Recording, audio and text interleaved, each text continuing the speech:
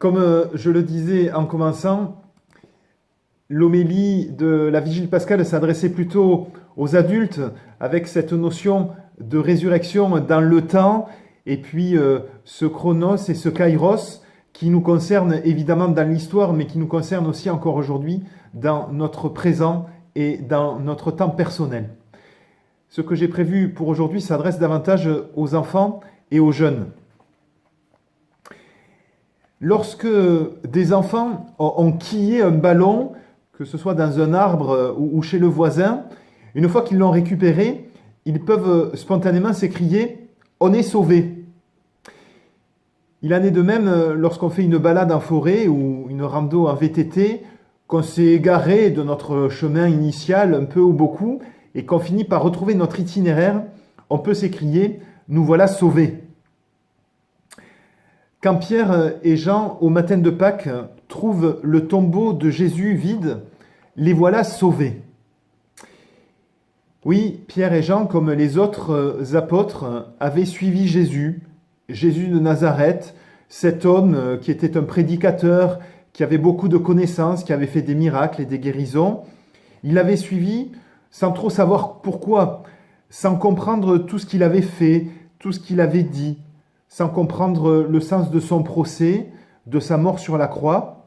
Mais à la vue du tombeau vide, voilà Pierre et Jean sauvés. Ils sont sauvés parce qu'ils comprennent. Ils sont sauvés parce que leur cœur finit par s'ouvrir. Ils sont sauvés parce que leur regard s'émerveille et parce que leur intelligence se déploie. Les voilà sauvés, et les voilà sauvés parce qu'ils croient, parce qu'ils ont confiance, et enfin parce qu'ils découvrent ce que c'est la foi. Le tombeau de Jésus est vide. Jésus est donc ressuscité. Ne nous y trompons pas, ce n'est pas parce que Jésus est ressuscité que le tombeau est vide, mais c'est parce que le tombeau est vide que Jésus est ressuscité. Il n'y a donc pas de preuve de la résurrection. Il n'y a que la foi. Il n'y a que la foi de Pierre et de Jean. Il n'y a que la foi de Marie de Magdala. Il n'y a que la foi des autres témoins de la résurrection dont on entend parler si on lit un petit peu plus loin ces récits de la résurrection dans l'Évangile. Cette foi faisait d'eux des disciples dès les débuts de la vie publique de Jésus, mais désormais cette foi va faire de Pierre et de Jean des missionnaires, puisqu'ils vont partir annoncer la résurrection du Christ aux autres.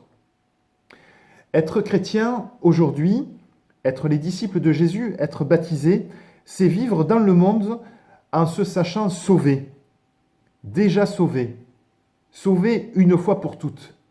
Être chrétien et chrétienne, c'est chaque jour grandir en humanité pour être témoin autour de nous de l'amour de Dieu, pour nous bien sûr, mais pour le monde entier.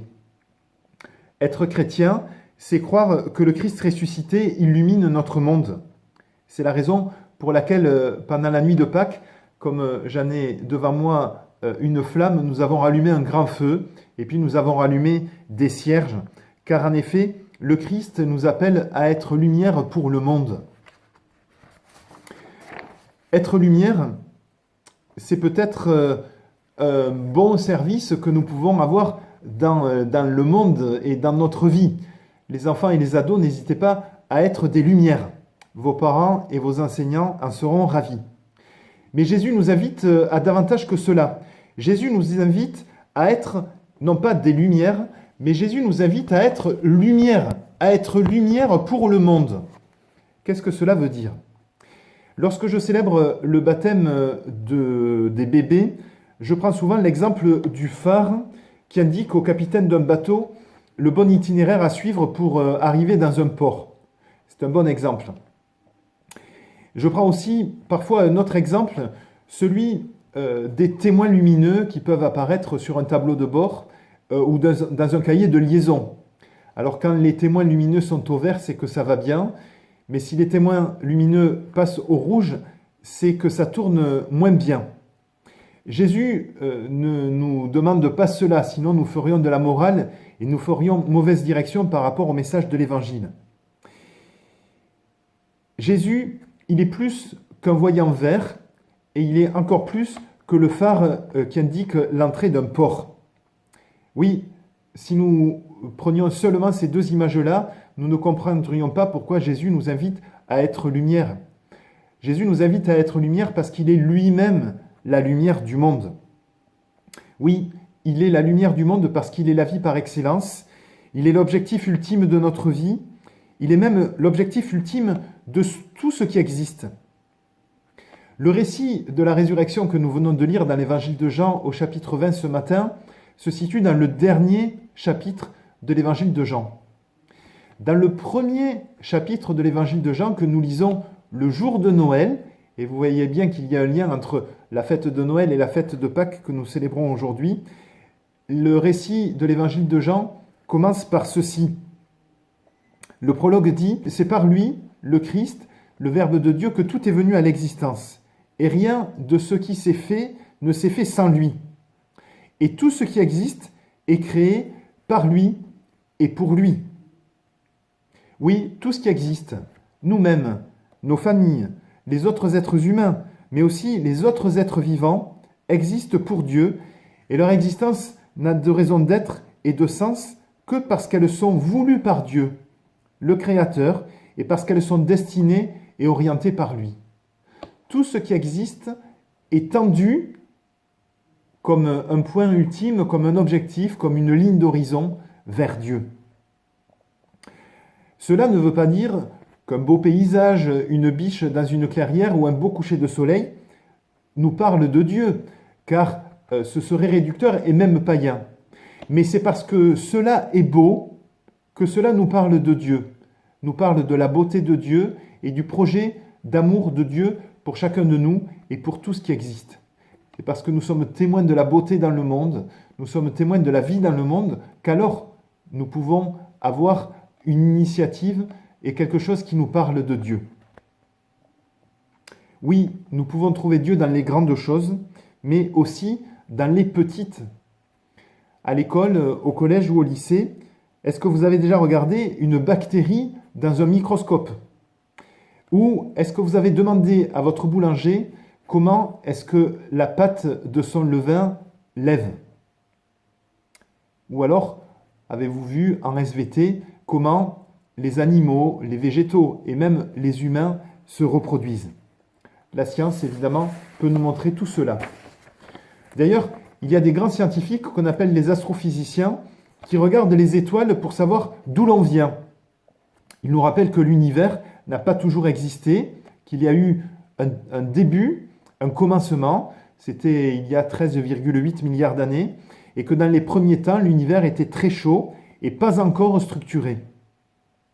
Pour rappel, le système solaire, qui fait partie de cet univers, lui, a 4,5 milliards d'années.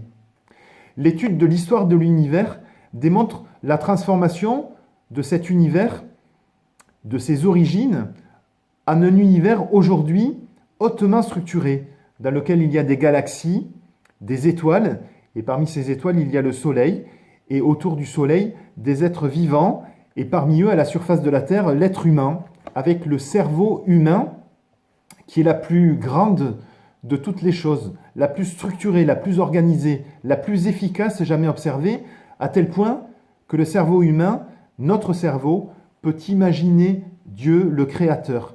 Certes, avec les limites de notre imagination, mais nous pouvons ainsi, parce que nous représentons le Créateur, nous tourner vers lui, comme nous le faisons aujourd'hui en cette fête de Pâques.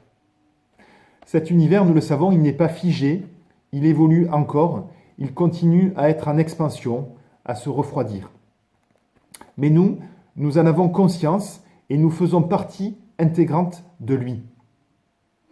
À la surface de la Terre, où nous vivons et où le Christ lui-même a vécu, il y a plusieurs formes de vie, évidemment, la vie minérale, la vie végétale, la vie animale, et parmi la vie animale, il y a la vie humaine. Et puis, si on voulait être complet, il faudrait ajouter qu'il y a d'autres formes de vie, la vie des champignons, des bactéries, etc. Et puis, on sait qu'il est hautement probable qu'il y ait d'autres sortes de formes de vie dans l'univers, peut-être dans ces exoplanètes, ces planètes qui tournent autour d'autres étoiles voisines du système solaire. Mais pour l'instant, on n'a pas suffisamment exploré pour le démontrer, et donc on ne peut pas savoir. Bref, pour les astrophysiciens, L'astronomie est tournée vers le passé. Elle raconte comment la vie est apparue, comment elle est arrivée et par quelles étapes elle est passée. Ça, c'est pour les astrophysiciens.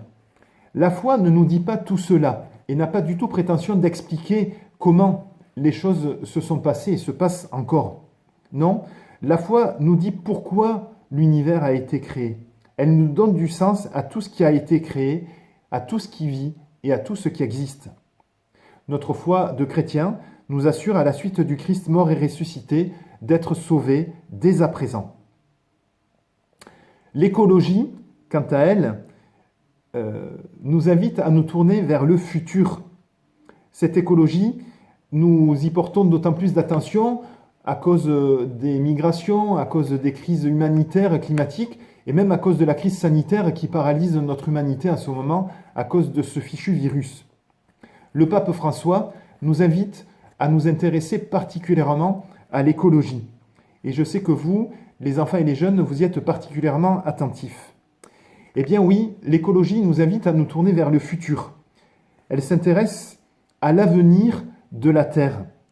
Elle s'assure que l'avenir de la Terre est beau aujourd'hui et continuera à être beau demain. L'écologie s'assure que la Terre sera viable, vivable, habitable et que la vie à la surface de la Terre continuera à être possible et agréable. Pour conclure, en ce jour de Pâques, nous célébrons celui qui est vainqueur de la mort, c'est-à-dire celui qui est vivant par excellence, le Christ qui est venu nous montrer un visage de ce Dieu grand qui a créé tout cela et qui est à l'origine de tout ce qui existe. Lui, le Christ, il était mort sur la croix, mais évidemment, la vie est plus forte que la haine des hommes. Oui, le Christ est venu nous parler de l'amour immense de Dieu son Père, le Créateur de l'univers, comme nous le redirons dans un instant dans notre profession de foi de Pâques dialoguée, le Père de Jésus-Christ, qu'il a ressuscité d'entre les morts, qui est notre Père à nous, et qui est celui qui est à l'initiative de tout ce qui a été créé, et lui, le Père, Dieu, qui nous attire à lui. Alors, rendons-lui grâce pour tous ses bienfaits, car oui, nous sommes sauvés. Oui, tout ce qui est créé et tout ce qui existe autour de nous est appelé à être sauvé également. Et n'oublions jamais de tourner vers lui, le Dieu de l'amour et le Dieu de la vie, nos prières de louange et d'action de grâce. Amen. Alléluia.